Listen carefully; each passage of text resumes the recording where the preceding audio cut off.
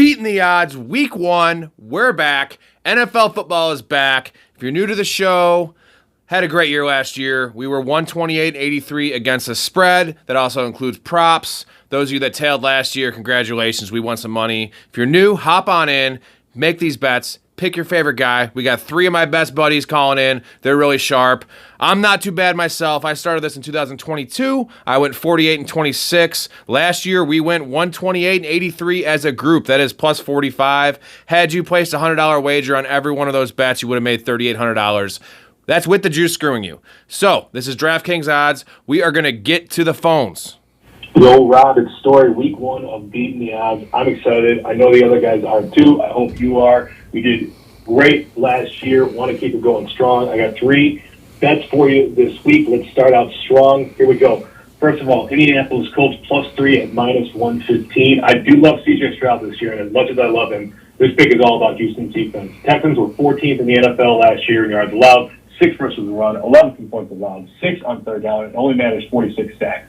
They have 14 defensive free agents signed this offseason. Should take a few games for that unit to gel, giving Indy plenty of chances on offense and an opportunity to grab a home dog at a key number of 3.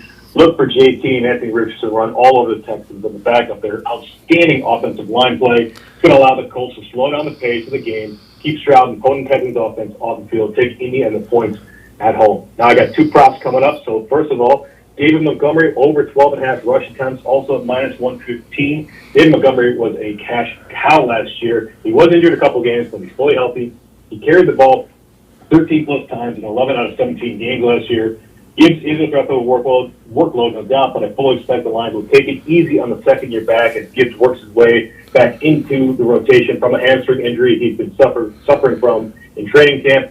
This should be a full timeshare, I think, but the Lions much prefer giving Montgomery carries to targets, and Monty should still get most of the short yardage and red zone work. Additionally, the Rams ranked 20th in DVOA against the run last season and lost Ernest Jones in the offseason, so that means more running opportunities for David Montgomery over 12.5 rush attempts. Finally, this one's a little spicier. It's a plus money player prop bet. Jake Ferguson, I know you love him, over 4.5 receptions at plus 115. I loved it at 3.5. Absolutely loved it. Hammered it. It went up to 4.5, so we're going to go with 4.5 for the pod. But it is plus money. Ferguson only covered this line in 8 out of 18 games last season, no doubt. But I'm willing to take a chance at 5+ receptions at plus money odds here. I had bet this myself. The running game should be mediocre at best for Dallas this year, and Cleveland's front 7 makes them one of the toughest matchups in the league to run against anyway. Dak Prescott's attempts line at 36, and no true chain mover on the roster outside of CeeDee Lamb, who's probably going to get a ton of bracket coverage. I expect Ferguson to catch more than his fair share of targets. If he maintains the 19% target share he saw over the last 7 games of the season last year, and Dak meets his projection, we're looking at 6.8 targets of Ferguson, giving us almost 2 target cushion to meet this line. Jake Ferguson over 4.5 receptions, plus 115. Good luck to you. Good luck to everybody out there. Let's make some money this year. NFL is back, baby. Let's go. I'm going to go with the first one here. This is my top play, too, in my VIP package. I'm going with Houston Texans minus 2.5. This team's ready to take it to the next level. I know there's some hype about the Colts and Richardson, and I get that, but I think this team is ready to roll, and I have faith and mucho confidence this one is going to be dominant from the start. Next, we're going to go over to Buffalo game. However, we're not going to bet on Buffalo like most. We're going to go ahead and take Arizona plus 6.5. As I touched on in the Win Totals podcast, this team was 8th offensively in the games after Murray returned, and they've only gotten better, and the Bills are overrated. They have a lot of problems. I really even like the money line on this, but for spread purposes, we'll stick with the spread at 6.5. And now I'm going to finish off here with Carolina plus 4. Just look at the line stats for the Saints, and then picture Derek Carr. Yeah. Anyway, it's not great. So follow me on X at Crush the Book. I give all my NCAA college plays, all their plays, other sports. If you text me, text the words Rob's Roundtable to 630-570-1229. I'll send a free play of one of my top plays. as well as send you an exclusive link for NFL, which is half off, and we'll just continue crushing it. Good luck.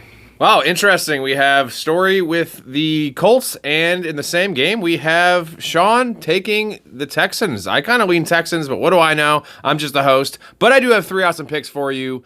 First pick, I love this one. This might be my play of the year. It is Will Levis over 7.5 rushing yards. I couldn't believe how low this was. I figured it'd be like 15.5. And what really opened my eyes here was Bo Nix. His number is at 18.5 rushing yards. He is yet to play in the NFL, and that's really high. Will Levis definitely comps more to a Josh Allen than he does to one of your Jared Goffs or later stage Aaron Rodgers. This guy's going to be running. Bears are going to be winning. I see him dropping back 40 times in this game. He's going to get this in the first quarter.